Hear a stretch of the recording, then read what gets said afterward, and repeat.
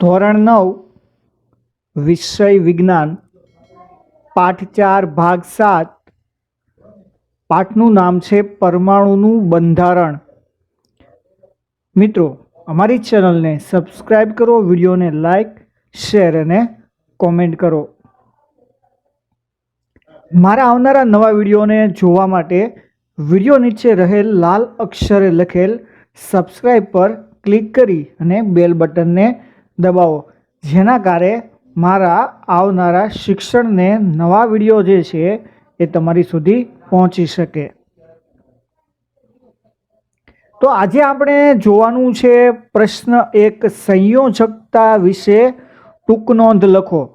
તો આપણે જોઈએ એમનો જવાબ। તો એમાં છે કે પરમાણુની સૌથી બહારની બાહ્યતમ કક્ષામાં રહેલા ઇલેક્ટ્રોનની સંખ્યાને સંયોજકતા ઇલેક્ટ્રોન કહેવામાં આવે છે। એટલે કે પરમાણુની જે કક્ષાઓ હોય છે 1, 2, 3 અને 4, પરમાણુ કેન્દ્રની આસપાસ જે કક્ષાઓની રચના થયેલી છે તો તેમાં જે ઇલેક્ટ્રોન રહેલા હોય છે તો ઇલેક્ટ્રોનની સંખ્યાને સંયોજકતા ઇલેક્ટ્રોન કહેવામાં આવે છે। સંયોજકતા ઇલેક્ટ્રોનનું મહત્વ શું છે? તો પહેલું કે સંયોજકતા ઇલેક્ટ્રોનનું મહત્વ કે પરમાણુનો ઉત્સર્જન વર્ણપટ દર્શાવે છે। એટલે કે જે આપણને કક્ષાઓ જોવા મળે છે એ કક્ષાઓ।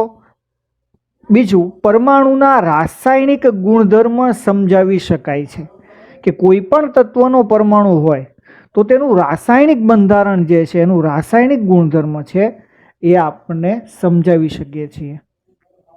દરેક તત્વનો પરમાણુ અન્ય તત્વના પરમાણુ સાથે સંયોજવા માટેની નિશ્ચિત ક્ષમતા ધરાવે છે, જેને સંયોજકતા કહે છે। એટલે કે જે તત્વની બાહ્ય કક્ષામાં 1, 2 કે 3 ઇલેક્ટ્રોન હશે તો એ ઇલેક્ટ્રોન ગુમાવે છે, અને જે તત્વની બાહ્ય કક્ષામાં 5, 6 કે 7 ઇલેક્ટ્રોન છે તો એ ઇલેક્ટ્રોન મેળવે છે।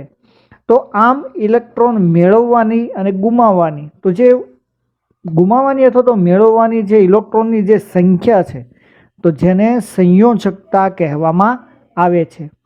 કોઈ પણ પરમાણુની બાહ્યતમ કક્ષામાં વધુમાં વધુ 8 ઇલેક્ટ્રોન સમાવી શકાય છે। ગયા વિડીયોમાં મેં તમને કીધું કે જે ઇલેક્ટ્રોનની જે કક્ષાઓ છે તો એમાં ઇલેક્ટ્રોનની ગોઠવણી છે એ કરેલી હોય છે। પહેલા કક્ષામાં 2 ઇલેક્ટ્રોન, બીજા કક્ષામાં 8 ઇલેક્ટ્રોન, ત્રીજી કક્ષામાં છે એ 18 ઇલેક્ટ્રોન અને ચોથી કક્ષામાં 32 ઇલેક્ટ્રોન સમાઈ શકે છે। તો વધુમાં વધુ 8 ઇલેક્ટ્રોન સમાઈ શકે છે બાહ્ય કક્ષામાં। હવે મેં તમને અહીંયા ઉદાહરણ દ્વારા સમજૂતી આપી છે, પાઠ્યપુસ્તકમાં કે બીજા કોઈ સાહિત્યમાં છે નહીં, તો તમને ખ્યાલ આવે કે કઈ રીતે હોય છે। તો હવે અહીંયા જો પહેલું છે સિલિકોન। હવે સિલિકોનની પરમાણુ આપણે ક્રમાંક જોઈએ તો સિલિકોનનો પરમાણુ ક્રમાંક કેટલો છે? 14 છે। તો મેં તમને ગયા વિડીયોમાં વાત કરેલી કે પરમાણુ તત્વના જે પરમાણુની ગોઠવણી કઈ રીતે થયેલી હોય છે, ઇલેક્ટ્રોન અને પ્રોટોનની, તો એના માટેનું કોષ્ટક છે 18 તત્વોનું। તો એના નામ સાથે તમારે યાદ રાખવાના છે: હા, હી, લી, બે, બોકા, નાઓ, ફ્લોની, સોમે, એસી, ફોસક્લો, આપોકે। એટલે કે આ તત્વોના પહેલા નામ લીધા, હા, હી, લી। એટલે હાઇડ્રોજન, હિલિયમ છે તેનાથી સ્ટાર્ટ થાય છે।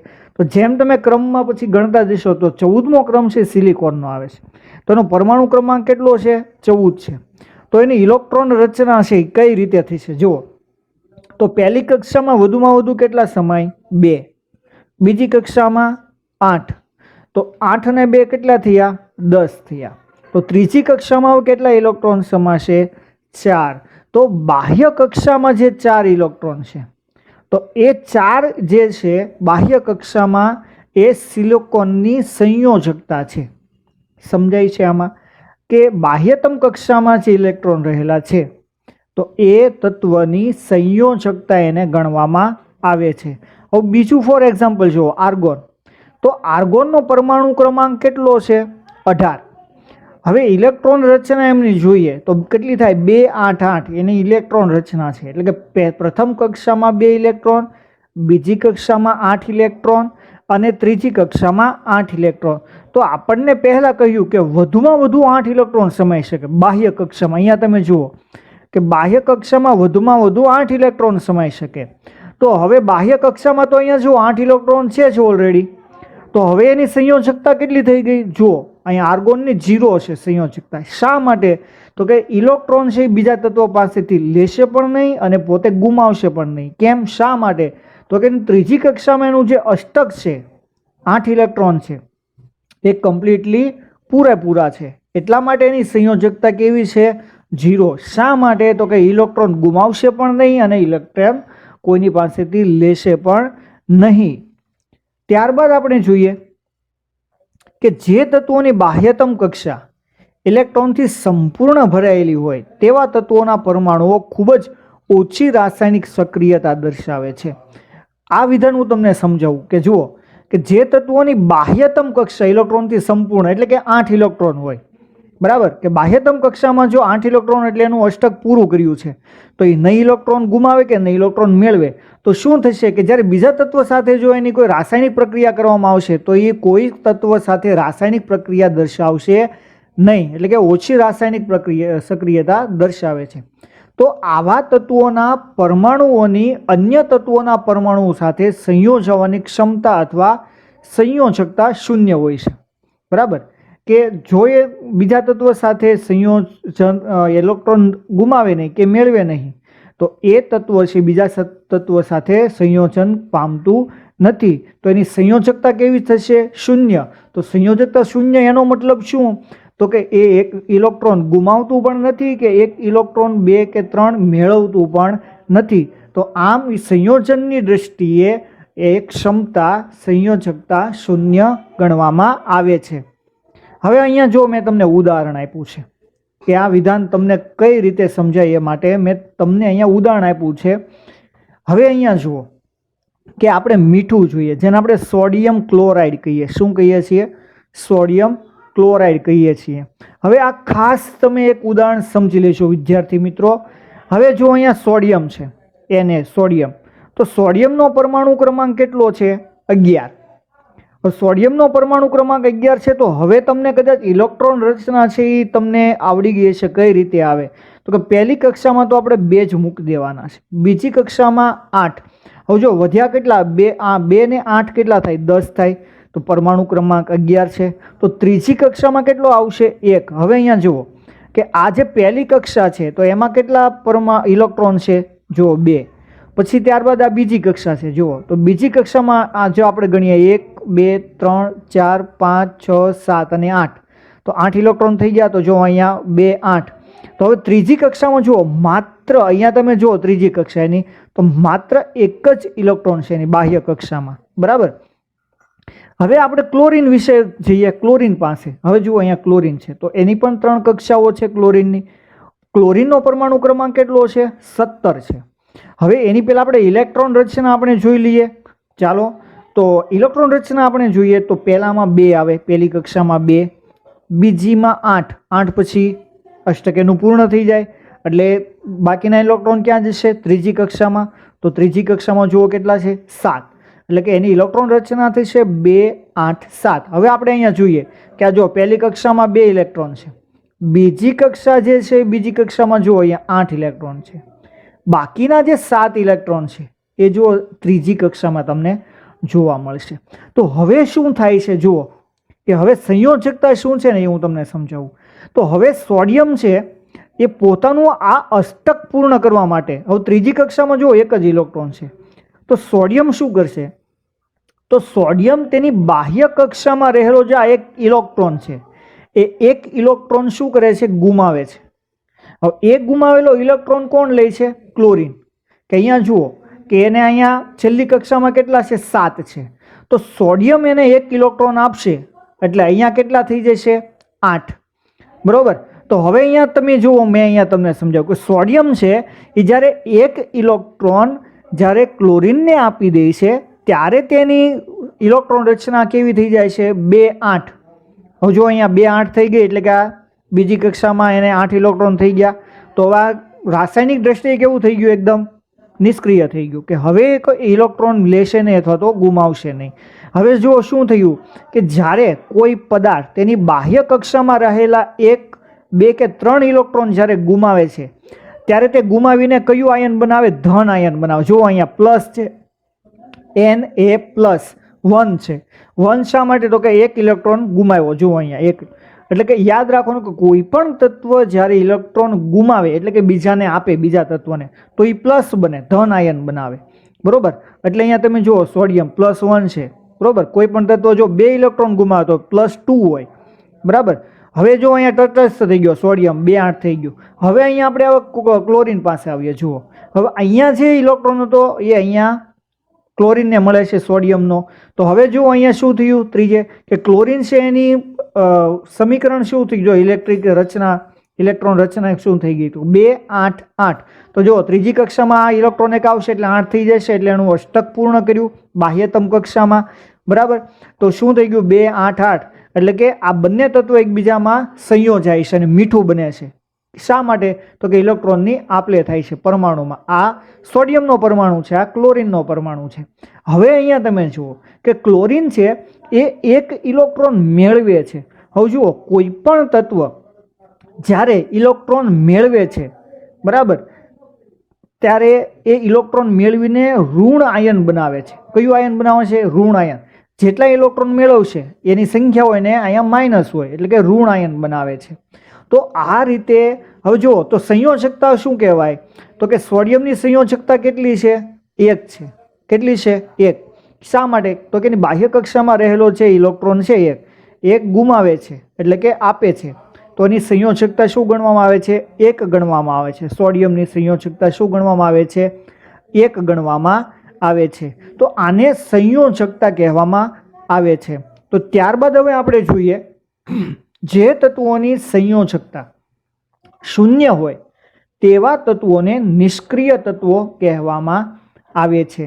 એટલે કે જે તત્વોની બાહ્યતમ કક્ષામાં, એટલે કે બાહ્યતમ કક્ષા છે એની અષ્ટક પૂર્ણ હોય પછી જો એક પણ ઇલેક્ટ્રોન ના હોય તો એ નિષ્ક્રિય તત્વો છે. શા માટે? તો કે એની બાહ્યતમ કક્ષામાં ઓલરેડી 8 ઇલેક્ટ્રોન છે જ, તો એના ઇલેક્ટ્રોન બીજા તત્વોમાં જશે નહીં કે પ્રક્રિયા કરી શકશે નહીં.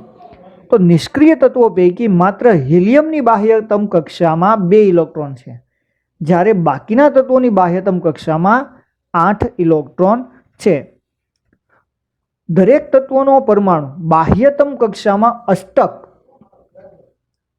રચના પ્રાપ્ત કરવાનો પ્રયત્ન કરે છે. એટલે કે પોતાનું અષ્ટક બાહ્યતમ કક્ષામાં એ પોતાનું અષ્ટક પૂર્ણ કરવા માટેનો પ્રયત્ન કરે છે કોઈ પણ તત્વ સાથે સંયોજાઈને. તો આ માટે તે પરમાણુ અન્ય તત્વના પરમાણુ સાથે ઇલેક્ટ્રોનની ભાગીદારી અથવા આપલે કરે છે. તો પાછું આનું આ હું તમને ઉદાહરણ સમજાવું કે જુઓ કે અહીંયા જુઓ આ પરમાણુ અન્ય તત્વના પરમાણુ સાથે ઇલેક્ટ્રોનની ભાગીદારી. હવે જો ઇલેક્ટ્રોનની ભાગીદારી અહીંયા થઈ છે, બરાબર, એનું એ જ એક્ઝામ્પલ છે. તો હું તમને સમજાવું છું કે અહીંયા સોડિયમ છે, એક સોડિયમ કોને આપે છે? ક્લોરીનને. તો એ ઇલેક્ટ્રોનની ભાગીદારી થઈ બંને તત્વો સાથે, બરોબર, અને આપલે થઈ, અને આપલે થવાથી શું થયું? તો કે મીઠું બને છે સોડિયમ ક્લોરાઇડ, જેને આપણે શું કહીએ છીએ? સોડિયમ ક્લોરાઇડ કહેવામાં આવે છે. તો આમ ઇલેક્ટ્રોનની ભાગીદારી અથવા આપલે કરે છે. તો 2 કે તેથી વધુ તત્વોના પરમાણુની બાહ્યતમ કક્ષામાં ભાગીદારી કરતા અથવા તો વિનિમય કરતા ઇલેક્ટ્રોનની સંખ્યાને સંયોજકતા કહે છે. તો વિદ્યાર્થી મિત્રો, હજી પણ હું તમને કહું કે જ્યારે કોઈ તત્વ 1, 2 કે 3 ઇલેક્ટ્રોન કે 4 ઇલેક્ટ્રોન જ્યારે ગુમાવે તો જે એક ગુમાવશે તો એની એક સંયોજકતા થશે. કોઈ તત્વ 2 ઇલેક્ટ્રોન ગુમાવે તો એની 2 સંયોજકતા થશે. હવે એવું પણ નથી કે જે ગુમાવે એની જ સંયોજકતા હોય, પણ માની લો કે કોઈ તત્વ ઇલેક્ટ્રોન મેળવે છે, માની લો કે 1 ઇલેક્ટ્રોન મેળવે છે. હવે તમને અહીંયા કહું કે જુઓ અહીંયા ક્લોરીન 1 ઇલેક્ટ્રોન મેળવે છે તો પણ એની સંયોજકતા કેટલી થશે? 1 થશે. કેટલી થશે? 1. તો 8 - 7 એટલે કે 1 ઇલેક્ટ્રોન એને જોઈએ તો એની કેટલા આવશે? જવાબ 1 આવશે. તો એની પણ સંયોજકતા કેટલી થશે? 1. તો આમ વિનિમય કરતા ઇલેક્ટ્રોનની સંખ્યાને શું કહેવામાં આવે છે? સંયોજકતા કહેવામાં આવે છે. વિનિમય એટલે શું? તો કે ઇલેક્ટ્રોનની લેવા અને ઇલેક્ટ્રોન દેવા, તેને વિનિમય કહેવામાં આવે છે. ત્યારબાદ આપણે જોઈએ પ્રશ્ન નંબર 2 કે તત્વની સંયોજકતા કેવી રીતે નક્કી કરી શકાય છે? ઉદાહરણ આપીને સમજાવો. કોઈ પણ તત્વની સંયોજકતા બાહ્યતમ કક્ષામાં રહેલા ઇલેક્ટ્રોનની સંખ્યા દ્વારા નક્કી થાય છે. કારણ કે આગળનો પ્રશ્ન મેં જે તમને સમજાવ્યો છે તો આમાં તમને જરૂર ખબર પડી ગઈ હશે કે કોઈ પણ તત્વની સંયોજકતા બાહ્યતમ કક્ષામાં રહેલા, આ એક શબ્દ તમારે યાદ રાખવાનો છે, રિપીટ થશે, બાહ્યતમ કક્ષામાં રહેલા ઇલેક્ટ્રોનની સંખ્યા દ્વારા નક્કી થાય છે. કે એક ઇલેક્ટ્રોન ગુમાવે છે, કે બાહ્યતમ કક્ષામાં રહેલા 2 ઇલેક્ટ્રોન ગુમાવે છે, બાહ્યતમ કક્ષામાં રહેલા 3 ઇલેક્ટ્રોન ગુમાવે છે. તો જેટલા ઇલેક્ટ્રોન ગુમાવશે એ તત્વની એટલી સંયોજકતા કહેવામાં આવે છે. તો ઉદાહરણ તરીકે આપણે જોઈએ હાઇડ્રોજન, લિથિયમ કે સોડિયમ તત્વના પરમાણુઓ બાહ્યતમ કક્ષામાં 1 ઇલેક્ટ્રોન ધરાવે છે. કે જે સોડિયમ છે, લિથિયમ છે કે હાઇડ્રોજન છે એની બાહ્યતમ કક્ષામાં 1 જ ઇલેક્ટ્રોન ધરાવે છે. આથી આ તત્વો 1 ઇલેક્ટ્રોન ગુમાવી શકે છે, જેથી તેમની સંયોજકતા 1 છે તેમ કહી શકાય. મેગ્નેશિયમ અને એલ્યુમિનિયમની સંયોજકતા અનુક્રમે 2 અને 3 છે. ટેક્સ્ટબુકમાં અને બીજા સાહિત્યની અંદર માત્ર આટલું જ આપેલું છે, પણ હવે હું તમને એની ઉદાહરણ દ્વારા સમજૂતી આપું. તો જોઈએ, જુઓ, હવે મેગ્નેશિયમ છે અને એલ્યુમિનિયમ છે, તો એમની જો સંયોજકતા ઉપર આપ્યું 2 અને 3 છે, પણ કેટલી છે? તો હવે આપણે જોઈએ કે એ મેગ્નેશિયમ છે. જુઓ, તો મેગ્નેશિયમનો પરમાણુ ક્રમાંક કેટલો છે? તત્વના નામ પ્રમાણે હા, હી, લી, બે, બોકા, નાઓ, ફ્લોની, સોમે, એસી, ફોસ્લો, આપો, કે. તો આની અંદર ક્રમ પ્રમાણે આવે છે 12મો નંબર મેગ્નેશિયમનો, તો એનો પરમાણુ ક્રમાંક 12 છે. તો 12 છે, તો હવે તો આપણે શું કરશું? ઇલેક્ટ્રોન રચના જોઈશું. તો આપણને હવે સરળ રીતે તમને આવડી ગયું છે કે પહેલી કક્ષામાં 2 ઇલેક્ટ્રોન, બીજીમાં 8, અને હવે જે વધે તે ત્રીજી કક્ષામાં જશે એટલે 3. તો એની ઇલેક્ટ્રોન રચના થશે 2, 8, 2. હવે તમે જુઓ ત્રીજી કક્ષામાં, અહીંયા જો ત્રીજી કક્ષામાં કેટલા ઇલેક્ટ્રોન છે? 2 ઇલેક્ટ્રોન છે. તો 2 ઇલેક્ટ્રોન છે, તો 2 ઇલેક્ટ્રોન શું કરશે? ગુમાવશે. તો મેગ્નેશિયમની સંયોજકતા કેટલી થઈ? 2 થઈ. એ જ રીતે એલ્યુમિનિયમ છે, તો એલ્યુમિનિયમનો પરમાણુ ક્રમાંક જોઈએ. હા, હી, લી, બે, બોકા, નાઓ, ફ્લોની, સોમે, એ, સી, એ આવ્યું એટલે એલ્યુમિનિયમ.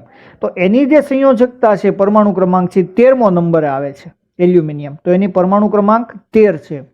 તો હવે આપણે એની ઇલેક્ટ્રોન રચના જોઈએ. તો પહેલી કક્ષામાં 2 મૂકી દેવાના, બીજી કક્ષામાં 8 મૂકી દેવાના, એટલે 2 ને 8 કયા થયા? 10 થઈ ગયા, તો વધ્યા 3. તો ત્રીજી કક્ષામાં કેટલા ઇલેક્ટ્રોન જશે? 3. તો હવે આપણે જોઈએ કે જો ત્રીજી કક્ષામાં 3 ઇલેક્ટ્રોન આવ્યા છે તો શું થશે? એલ્યુમિનિયમની સંયોજકતા કેટલી થશે? 3. બરાબર. તો આ રીતે છે એ તત્વની સંયોજકતા નક્કી કરી શકાય છે. કે જ્યારે સંયોજકતા ઇલેક્ટ્રોનની સંખ્યા 5 થી 7 હોય ત્યારે સૌથી બહારની કક્ષામાં અષ્ટક પૂર્ણ કરવા જોઈતા ઇલેક્ટ્રોનની સંખ્યા સંયોજકતા બને છે. એટલે કે કોઈ પણ તત્વની બાહ્ય કક્ષામાં 5, 6 કે 7 ઇલેક્ટ્રોન હશે તો એ શું કરશે? બીજા તત્વો પાસેથી ઇલેક્ટ્રોન મેળવશે અને પોતાનું અષ્ટક પૂર્ણ કરશે, અને એ માટે એને સંયોજકતા બની કહેવાય. જેમ કે ઓક્સિજનના પરમાણુની સૌથી બહારની કક્ષામાં 6 ઇલેક્ટ્રોન હોવાથી અષ્ટક પૂર્ણ કરવા 2 ઇલેક્ટ્રોન જોઈએ. તેથી ઓક્સિજનની સંયોજકતા કેટલી થાય? 2 થાય છે. તો ક્લોરીનના કેમ 2 થઈ? જુઓ અહીંયા, કારણ કે 6 ઇલેક્ટ્રોન છે જ ઓલરેડી, પણ એને કેટલા ઇલેક્ટ્રોન જોઈએ છે? અષ્ટક 8 ઇલેક્ટ્રોન પૂરું કરવા માટે 2, તો એને 2 જોઈએ છે ને, તો એટલા માટેની સંયોજકતા 2 છે. તો ક્લોરીનના પરમાણુની સૌથી બહારની કક્ષામાં 7 ઇલેક્ટ્રોન છે, મેં તમને સમજાવ્યું હતું ઉદાહરણમાં, હોવાથી અષ્ટક પૂર્ણ કરવા 1 ઇલેક્ટ્રોન જોઈએ છે. તો ક્લોરીનની સંયોજકતા કેટલી થશે? 1 થશે. 5 કે તેથી વધુ સંયોજકતા ઇલેક્ટ્રોન ધરાવતા પરમાણુની સંયોજકતા જો 8માંથી સંયોજકતા ઇલેક્ટ્રોનને બાદ કરતા મળતી સંખ્યા જેટલી હોય છે. એટલે કે માની લો કે અહીંયા 5 ઇલેક્ટ્રોન કોઈ તત્વના છે તો એને અષ્ટક પૂર્ણ કરવા કેટલા જોઈશે? 3 ઇલેક્ટ્રોન જોઈશે. બરાબર. તો તમે 5 + 3 કરો તો 8 ઇલેક્ટ્રોન મળે છે. તો આમ 8માંથી સંયોજકતા ઇલેક્ટ્રોનને બાદ કરતા મળતી સંખ્યા જેટલી હોય છે. એટલે કે 3 જો ઇલેક્ટ્રોન એને મળી જાય એટલે 8 ને 5 કેટલા થાય? 3 ઇલેક્ટ્રોન. તો એની સંખ્યા જેટલી હોય છે. હવે જુઓ, અહીંયા એમનું તમને ઉદાહરણ આપું છું કે પહેલું છે ક્લોરીન, તો એનો પરમાણુ ક્રમાંક કેટલો છે 17. હવે એની ઇલેક્ટ્રોન રચના જોઈએ. પ્રથમ કક્ષામાં 2, બીજી કક્ષામાં 8 અને ત્રીજી કક્ષામાં 7 ઇલેક્ટ્રોન છે. હવે જો ત્રીજી કક્ષામાં 7 ઇલેક્ટ્રોન છે તો હવે એને પોતાનું અષ્ટક પૂર્ણ કરવું છે. હવે જો મેં તમને અહીંયા સંયોજકતામાં આવ્યું કે ત્રીજી કક્ષામાં 7 છે, હવે એને અષ્ટક પૂર્ણ કરવું છે અહીંયા ત્રીજી કક્ષામાં, બરાબર. તો 8 - 7, કારણ કે જો ત્રીજી કક્ષામાં 7 છે ને એને અષ્ટક પૂરું કરવું એટલે 8 આપણે મૂકવા પડે. તો 8 - 7 ઇઝ ઇક્વલ કેટલા આવ્યા 1. એટલે એક સંયોજકતા થઈ. કેટલી થઈ 1. કે જો ક્લોરીનને 1 ઇલેક્ટ્રોન મળી જાય તો એ પોતાનું અષ્ટક પૂર્ણ કરે છે. તો ક્લોરીનની સંયોજકતા 1 થશે. હવે ત્યારબાદ આપણે જોઈએ બીજું સલ્ફર. તો સલ્ફરનો પરમાણુ ક્રમાંક કેટલો છે 16. તો એની ઇલેક્ટ્રોન રચના જોઈએ કે પ્રથમ, બીજી અને ત્રીજી હરોળમાં જોઈએ કક્ષામાં. તો પ્રથમ કક્ષામાં 2, બીજીમાં 8 અને ત્રીજીમાં 6. તો હવે આપણે જોઈએ ત્રીજી કક્ષામાં જુઓ કેટલા છે 6. તો એને અષ્ટક પૂર્ણ કરવું છે. અષ્ટક એટલે 8, તો આપણે 8 મૂક્યા. અને ત્રીજી કક્ષામાં ઓલરેડી કેટલા છે ઇલેક્ટ્રોન 6 છે જ, તો 8 - 6 ઇઝ ઇક્વલ 2. તો 6 8માંથી 6 જશે તો કેટલા ઇલેક્ટ્રોન આવશે 2. એટલે કે સલ્ફરને પોતાનું અષ્ટક પૂર્ણ કરવા માટે 2 ઇલેક્ટ્રોનની જરૂર છે. તો જો એને 2 ઇલેક્ટ્રોન મળી જાય તો પોતાનું અષ્ટક પૂર્ણ કરે છે. અને રાસાયણિક સંયોજનની દ્રષ્ટિએ તે કેવો બને છે પછી નિષ્ક્રિય તત્વ બને છે. એટલે કે પછી પોતાની બીજા કોઈ તત્વ સાથે રાસાયણિક પ્રક્રિયા કરી શકતો નથી. Thanks for watch hour video. Good luck.